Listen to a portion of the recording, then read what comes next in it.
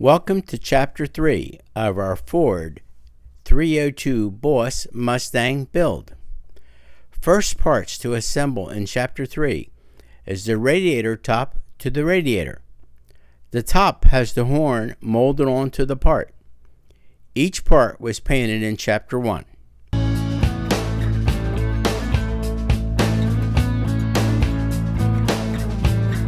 Next to cement are the risers to the rear spoiler.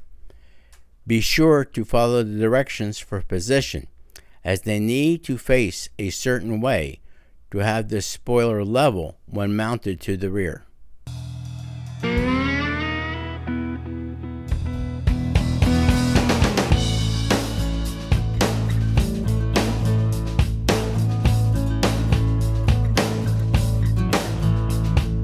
Since I am building the racing version of the Boss 302 Mustang, I need to have a scoop mounted on the hood. Thus, the two halves of the scoop are the next pieces to cement together. After cutting a hole into the hood for the motor, I will cement the scoop onto that hood.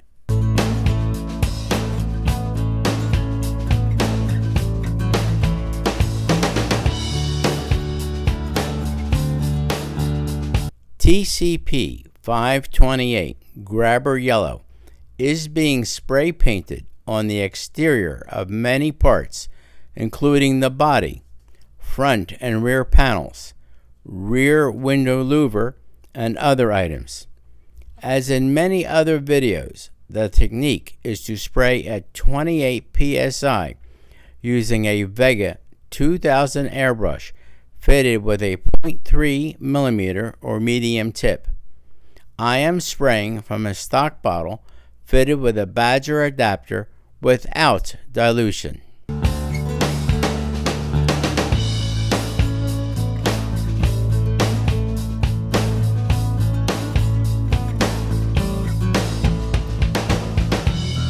Gloss Black TCP 010 is now sprayed on the inner wheels and the shipping cross brace using the same procedure as the previous video. Note that I do the same procedure on the second side after the first side dries.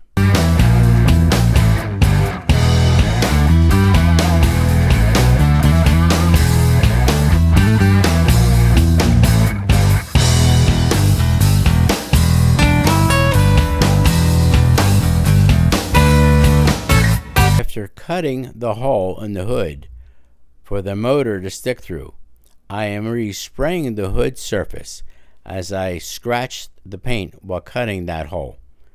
Revell did not score the place for the cutout very deep, so it was a chore to cut that hole out.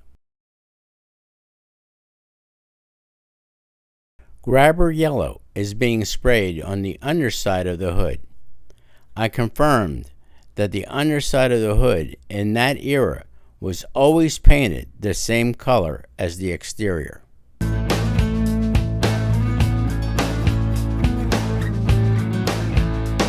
I am spraying TCP 018 gloss on the decals supplied in the Revell kit.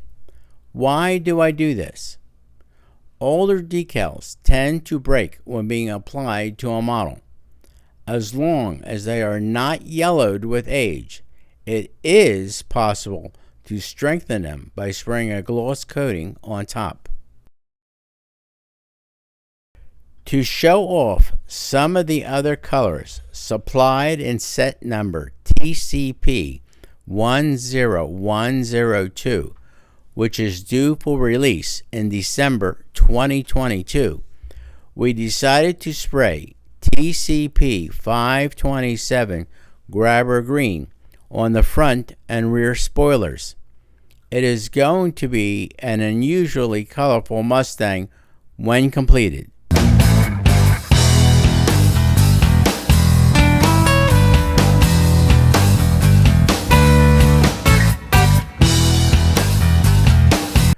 For the racing version of the build, cement the scoop onto the hood. Be sure to bracket the hole and center the scoop onto the hood. Check the alignment to ensure the scoop is as parallel as possible to the edge of the hood. Adjust as necessary.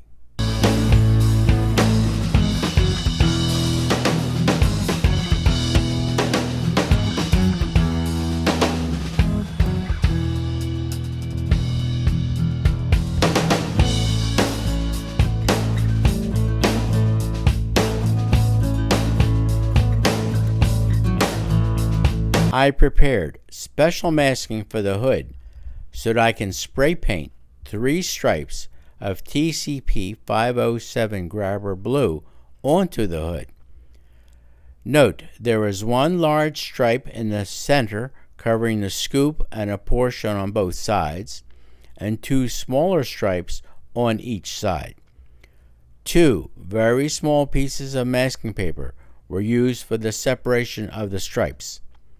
I positioned these small pieces carefully so that they were parallel to the main stripe.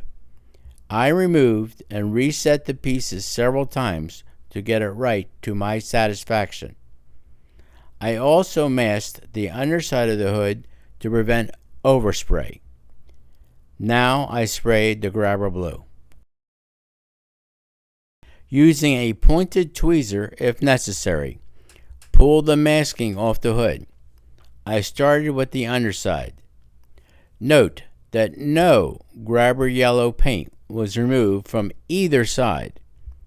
For the stripes to be set up by hand on the curved surface, they look really nice, and you can observe very sharp edges on all stripes.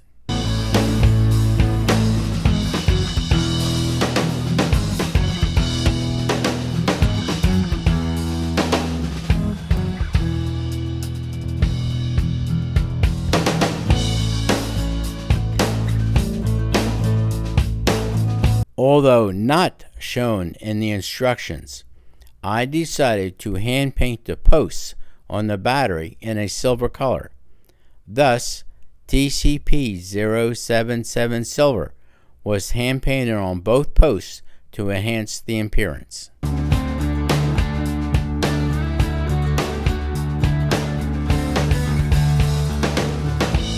I am now ready to complete the assembly of the interior into the body.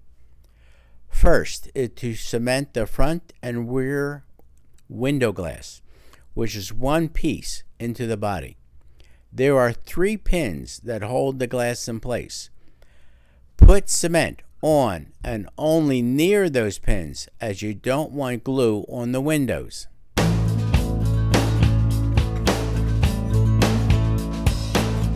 The very tiny rear view mirror is cemented onto the post on the front window.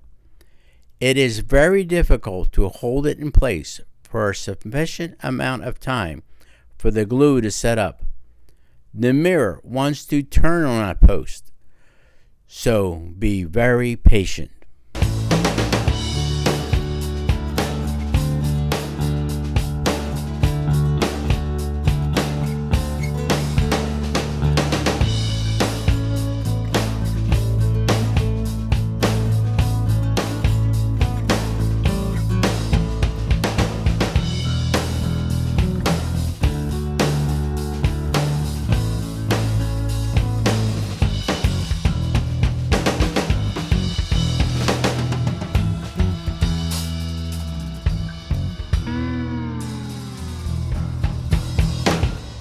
Cement the front shocks in place. Note the placement and make sure the bottom of the shock fits all the way down into the hole, as this is used to secure the shipping brace when we complete the engine compartment. These shocks are those painted matte steel.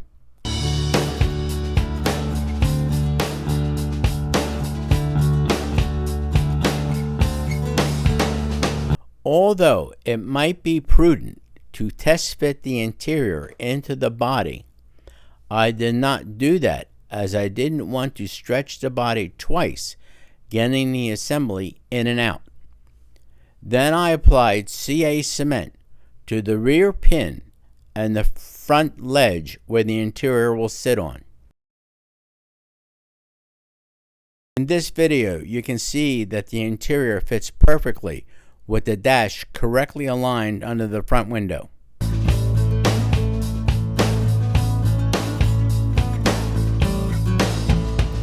Completing the underframe is the next phase of this project.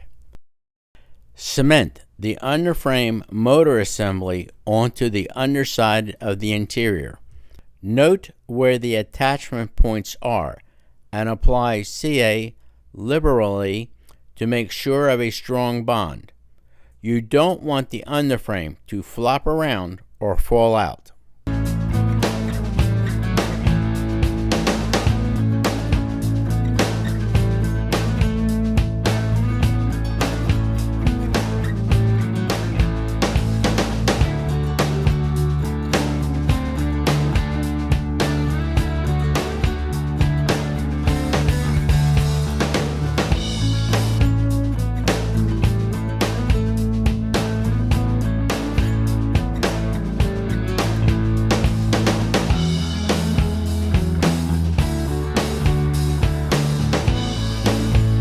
Now cement the pipes and mufflers to the underframe, positioning the pins correctly so the next part fits in smoothly, which is the drive shaft and rear axle piece. Be sure the pins of the springs fit snugly and tight into the underframe, as the wheels need to be secured on the rear axle.